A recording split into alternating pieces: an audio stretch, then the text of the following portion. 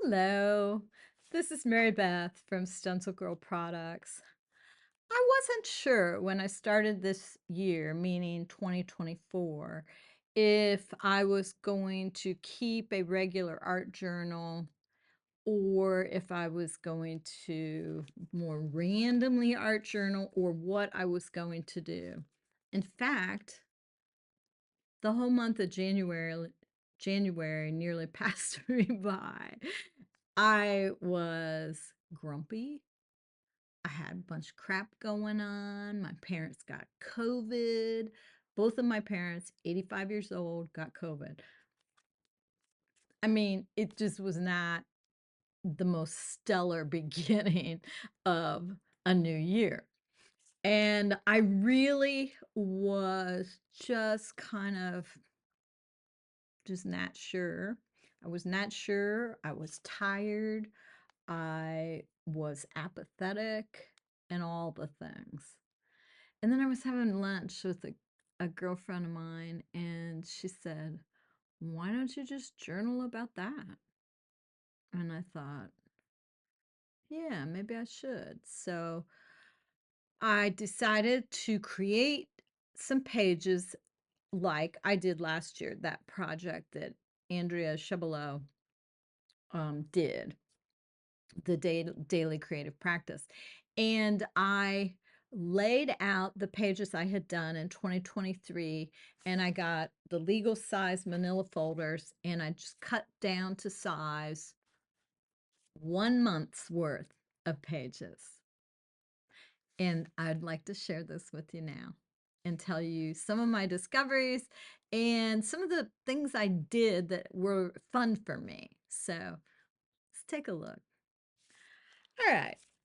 Here it is. So it looks exactly like what I did last year. And going through that project for the whole year, it's the first time I have ever done a yearly journal like that, where I literally worked on it every single month. I did not use it the way Andrea taught the class. She taught the class as though it would have more calendar pages and so forth.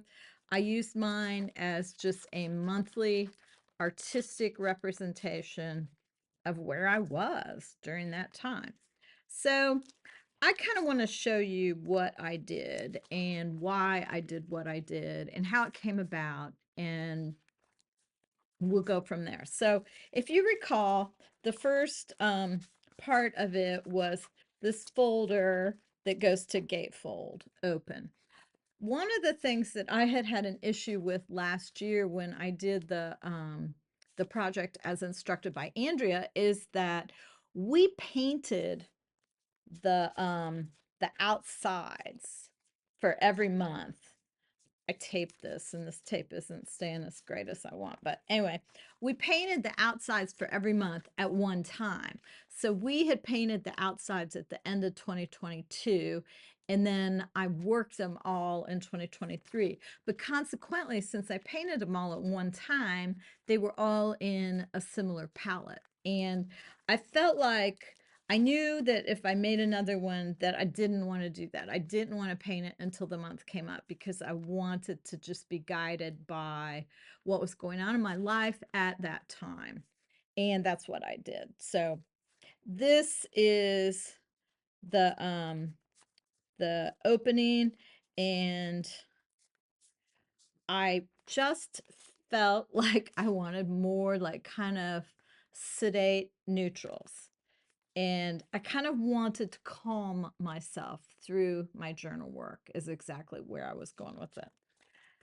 The friend that I mentioned that said I should just record my thoughts, whether happy or sad or whatever, is my yoga teacher, Angela, who has become a dear friend of mine. And she gave me all these wallpaper books. Remember how we used to get those back in the day? I used to get them when I was rubber stamping, and I thought, oh gosh, I haven't thought about wallpaper books forever, but she had some, and so she gave me wallpaper books, and I fussy cut like these flowers, these bits, and this is a piece of wallpaper. I don't know. I just went through them and these colors really resonated with me. So the color palette was inspired by the wallpaper and my need to calm myself. Simultaneous to that, I had this tissue paper that was white with little gold dots on it. See how that looks when you get it up close? And it had been, I had got a whole package of it and I had never even opened it. And I thought, wow, that is so pretty. I should use that, you know? So I had that out. And then I got um, some of Tim Holtz's new distress colors. I got scorched timber to be specific. And so a lot of the line work I've done was with scorched timber and some other colors too that I'll show you as we get going. So anyway, this is the cover for the first part, little piece of ledger paper, some drips, some fussy cuts, more ledger paper, very old ledger paper. And then you open to this, and I was wild and woolly. I was picking things up off of my desk, like things that were buried underneath other things. And I was like, wow, what was I going to do with these? Like this part right here, you know, I don't even know what that was, but it was just kind of grungy yet beautiful at the same time.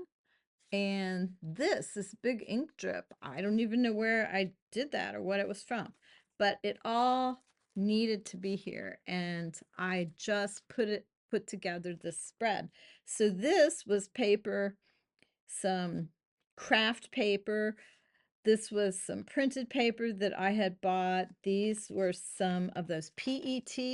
Have you ever had those? It's this wide tape and you separate it and it makes a little sticker and it goes on your page. They're really beautiful. I thought this one with the tree, let's see if I can get the glare out of there, was just particularly beautiful. And more fuzzy cuts here and here. And I just, you know, blended all these colors together in a way that pleased me, basically. And I will say, the majority of my goal with this January spread was to soothe myself.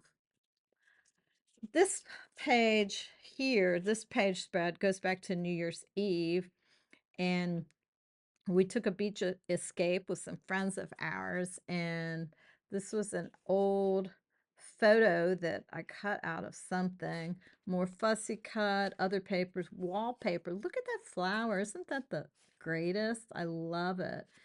This says, please do not feed the fears. Yeah, that really meant a lot to me when I put that part in there. Just loved it.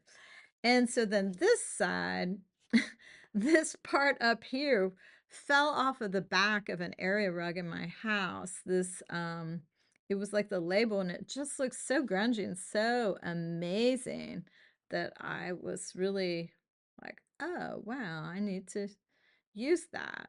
Like chicken.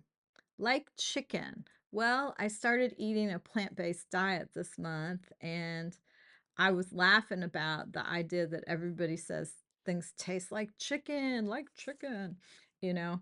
Then this part was just this little black part here, and I just extended it with a really fat marker, you know, like I think I used a Sharpie, but you know, like these Uniballs, they have these ones that have this huge honking tip. I mean, I love those. And fussy cut, and then I extended the dress, a photo I had taken. And anyway, so this was really more just spot on what I was doing. And then this was kind of back to really play with color and parts and putting pieces together and using some paint. I was using all paper artsy paints. They're fresco paints in the journal, as I do, because I love the fact that the paper artsy paints dry down to a matte finish. And then this piece came up. This was with all of the Tim Holtz Distress Oxides. So I started out with the scorched timber, and then I used Lost Shadow, which is this really nice neutral pale gray, and then I used Prize Ribbon. And I mean, I got to show this close up. You know, those paints, those inks, I guess I should say, are so extraordinary when you flick ink, when you flick water on them. That's what the distress oxides are about. The water creates a reaction, and that's how you get all these like watermarks and so forth. And I don't know, I just was completely smitten with this page. I had put some collage parts in here, and I actually sanded them down afterwards because I just wanted this interaction with the paint to take the lead. And anyway, you might see, if you look close, all the writing underneath there. You might think, oh, she scribbled all over the page before she started. No, I did not. I wrote. I used my big, fat Jerry's Artorama pencil. It's like an oil pencil. And I just wrote and wrote big, important things that I needed to get out of my system. And then I decided I would just put color on top of them. And it, for me, was absolutely transformational that this is how they ended up. I just loved it. So I guess I'm back to the monthly journal. I don't know. I can't promise you I'll do it every month, but I would like to. It um it was fun. I loved it. I know when I look back at these pages, they will be so meaningful to me in the future.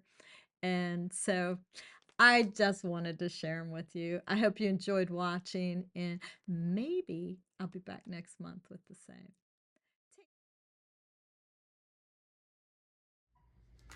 Hello, this is Mary Beth Shaw from StencilGirl Products.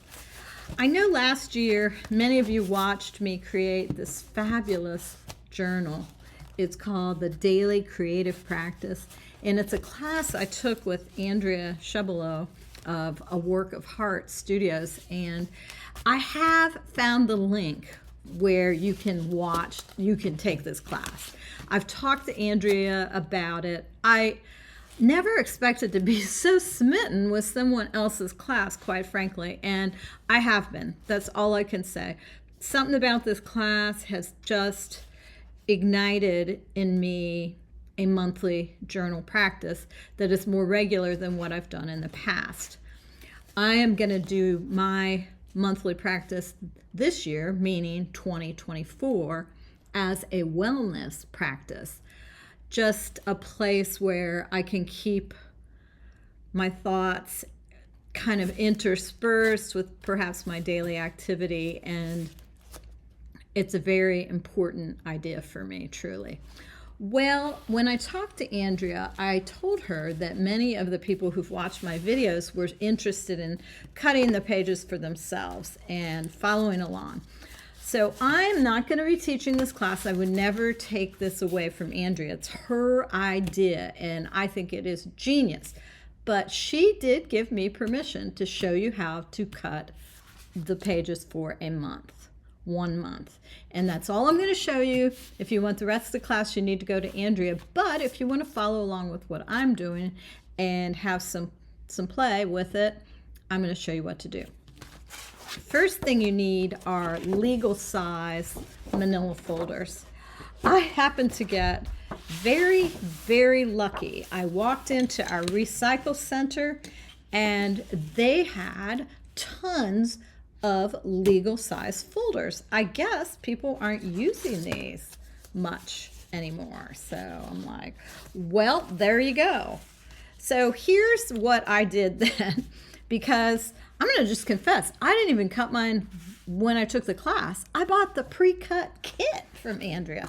That's just how lazy I am, peoples. So anyway, when I found the folders, I knew this was what we had used, and I got my book out and I took 1 month and I just laid it out, and here it is. It's easy to do. So I just literally laid this out on top of the folder, and from there you can kind of figure it out. I mean, you just have to cut or tear or whatever. So I'm gonna line this up, and I am gonna do it and measure if you're interested in it being more precise. Okay, so that's 7 1/4 by 7 1/4. All right, good deal. So I will take 7 1/4 and mark it, and I'm going to take 7 1/4 and mark it. Okay, and now I'm going to just draw a line, because I'm going to just confess I don't have a cutting pad that's big enough. I am cutting mine with scissors, and we'll see how it works on my little cutting pad.